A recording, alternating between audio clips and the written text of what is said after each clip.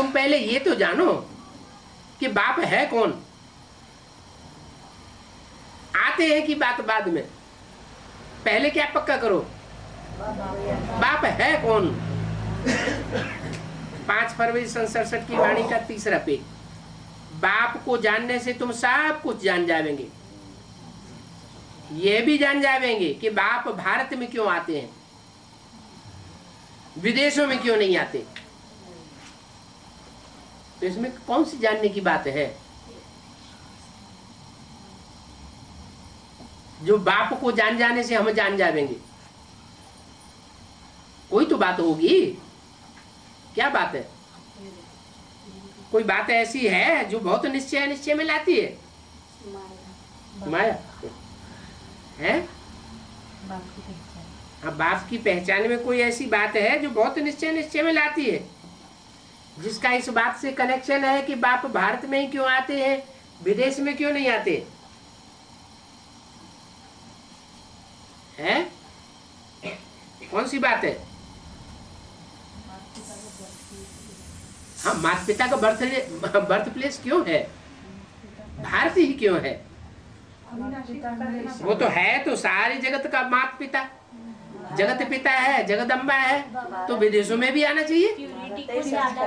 हाँ, क्योंकि बाप से ज्यादा एवर प्योर का पार्ट और दुनिया में कोई बजाय नहीं सकता। बाप जितना प्योर है उतना कोई भी मनुष्य आत्मा इतनी पवित्र पार्ट नहीं बजा सकती। बाप के पार्ट की यादगार मंदिर में दिखाई गई है। इसी बात में सबसे ज्यादा निश्चय आता है। किस बात में?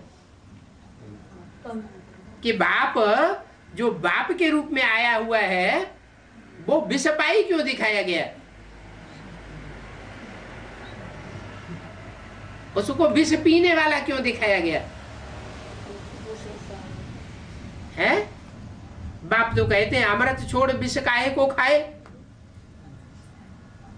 सब पूरी गंदगी जब खाए तभी सबको पवित्र बनाए। गंदगी खाने वाला कौन है? गंदगी को सूखने वाला कौन है? वो है जो कभी भी गंदगी में जन्म नहीं लेता।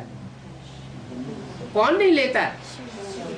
शिव सुप्रीम सोल कभी गंदगी में जन्म नहीं लेता। वो परकाया प्रवेश तो करता है लेकिन गर्भ से जन्म नहीं लेता।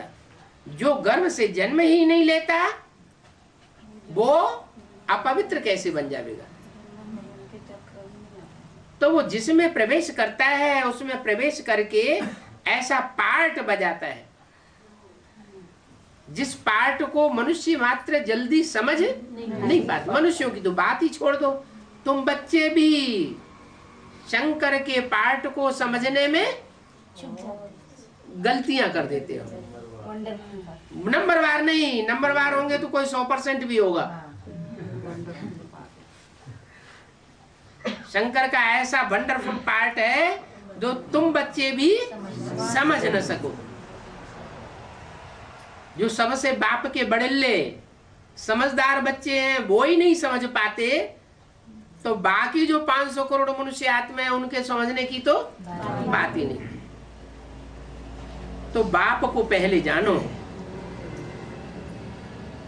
इस बाप की पहचान में ही बहुत गलतियां होती हैं।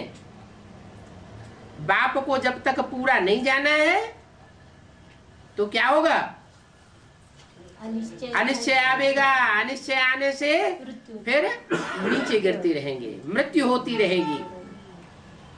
बाप को जानने से तुम सब कुछ जान जाओगे। बाप जो पतित पावन है उनसे योग लगाने से तुम पावन बनेंगे।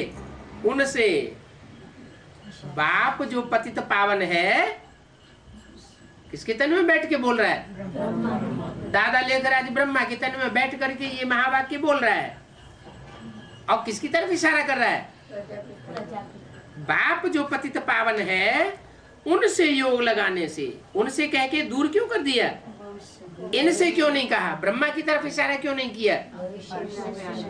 क्योंकि ब्रह्मा के द्वारा पतित से पावन कोई बना ही नहीं। तो उनसे योग लगाने से तुम पतित से पावन बन जाएंगे। पहले पावन बनने की शिक्षा लो,